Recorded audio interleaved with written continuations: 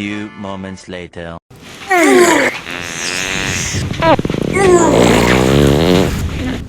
Later.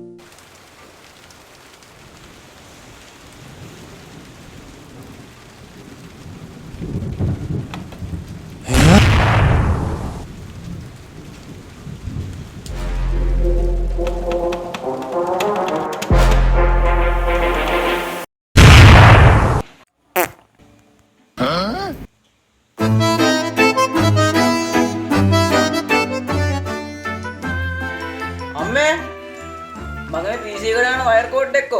ඒක තාත්තා අරන් ගියා. ඔයාට කියන්න කිව්වා මට අමතක වුණානේ.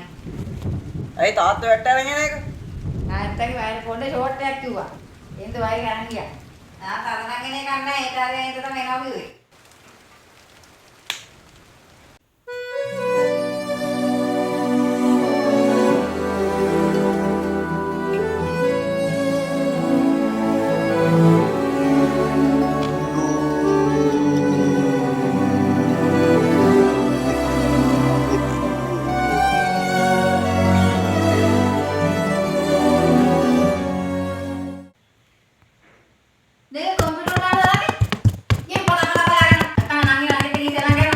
නංගියෝ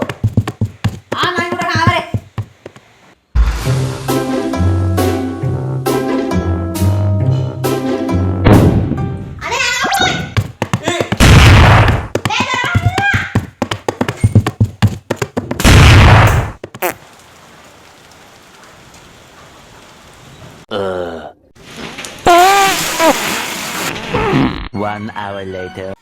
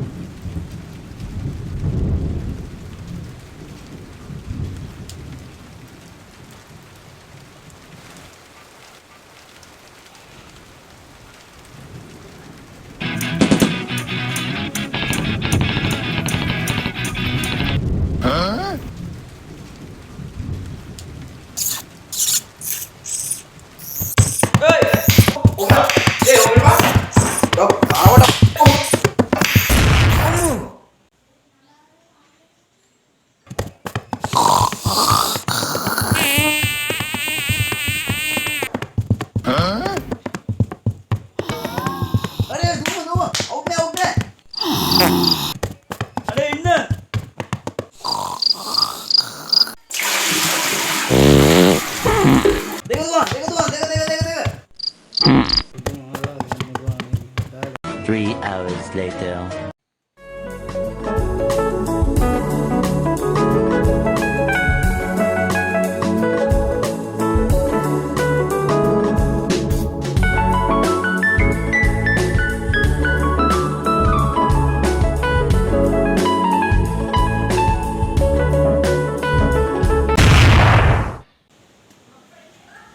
අයියෝ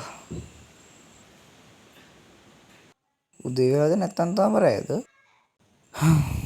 කීය හරි කමන්නේ දැන් ඉතින් කොහොමද නින්ද යන්නේ පොතක්වත් බලා ගන්න. One hour later.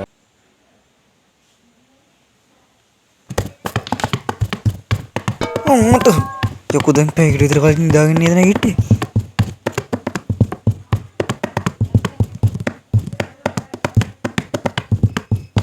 මේ මොන මොකද මේ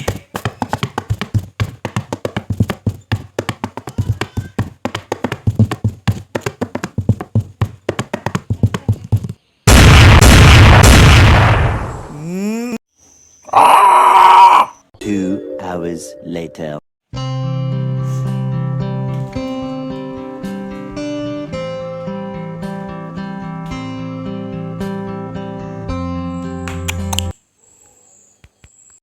The next day.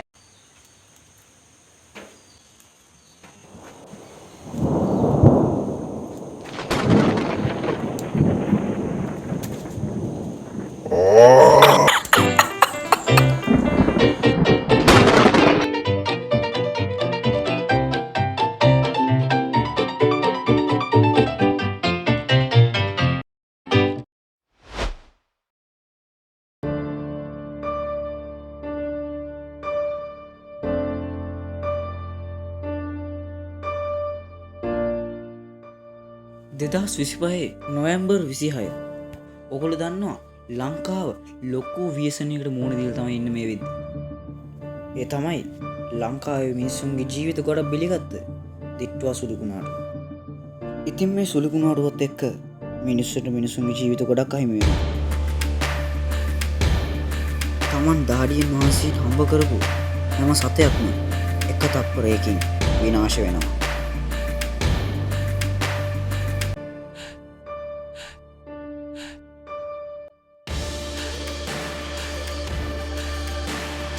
මේ වෙලාවේ ලංකාවේ මිනිස්සු ගොඩක් අසරණ වෙනවා.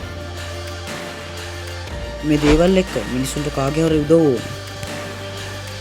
ඔව් මේ දේවල් හින්දා මිනිස්සු ಜಾති ආගම් ભેදකින් තොරව එකතු වෙනවා. හැම මිනිස්සෙක්ම වැටලා ඉන්න වෙලාවක මිනිස්සු එකිනෙකාට උදව් කරන්න පටන් ගන්නවා. ඉතින් මේ දේවල් එක්ක මිනිස්සු එකමුතු වැඩ කරන්න පටන් ගන්නවා. විදේශ රටවල් වලින් පවා අපිට ආධාර හම්බ වෙනවා. ඉතින් ඒ විදිහට ලංකාව මේ පාරක් ජය ගන්නවා. මේ පළවෙනි වතාව නෙමෙයි. මීට කලිනුත් එක විදිහේ කරදර වලට ලංකාව මුහුණ දුන්නා. 2004 සුනාමිය, සහරාන්ගේ බෝම්බ ප්‍රහාරය, කවුරුත් නොහිතපු විදියට ලෝකේ පුරා පැතුණු කොවිඩ් වසංගතය, ලංකාව විකුණන් කාපු හොරුන් වෙලෝපු අපේ ජාතික අරගලය.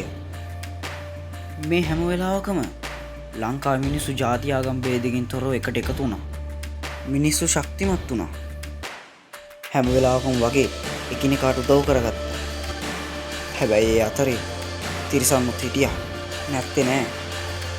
මොන දේ ආවත් ඒ අභියෝග වලට මුහුණ දෙමින් ලංකාව ජයගත්තා. ඉතින් ලංකාවේ මිනිස්සු කියන්නේ කොච්චර වැඩුණත් ආයෙ නැගින්න ජාතියක්.